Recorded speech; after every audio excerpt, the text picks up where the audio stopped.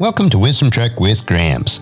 We are on day 1988 of our trek, and it is time to explore another nugget of wisdom, which includes an inspirational quote along with some wise words from Gramps for today's trek.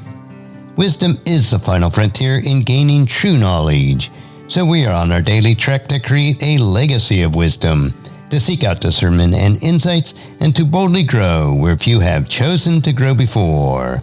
Hello, my friend. This is Gramps. Thanks for coming along on today's trek as we increase wisdom and create a living legacy. We are told in Proverbs chapter 16, verse 16, how much better to get wisdom than gold and sound judgment than silver. If you apply the words that you hear today, over time, it will help you to become more healthy, wealthy, and wise as you continue on your daily trek of life. So let's jump right in with today's nugget.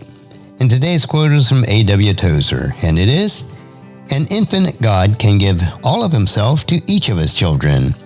He does not distribute himself that each may only have a part, but to each one he gives all of himself as fully as if there were no others." So today's nugget is, an infinite God. We are limited in our abilities and thinking because we are finite creations. We are controlled and confined by space and time.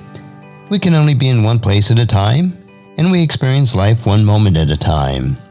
God has no such limitations on him. Therefore, we cannot comprehend a God who dwells outside of space and time. Yet, according to God's revelation to us through his word, he has created us as finite creatures. But those same limitations are not part of God's character.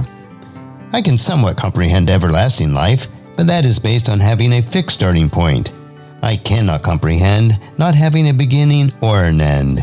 I cannot comprehend being untethered from the limitations of space. We know that Jesus' resurrected body, which we will have in that last day, did not have limitations our mortal bodies have today. We will be free to move within time and space at will.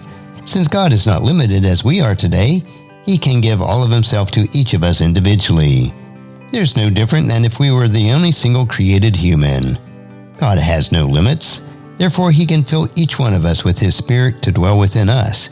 His Spirit will teach, guide, and direct us in all that we do. We believe by faith, even though we cannot understand. And our passage for today is Isaiah chapter 55, verses 8 and 9.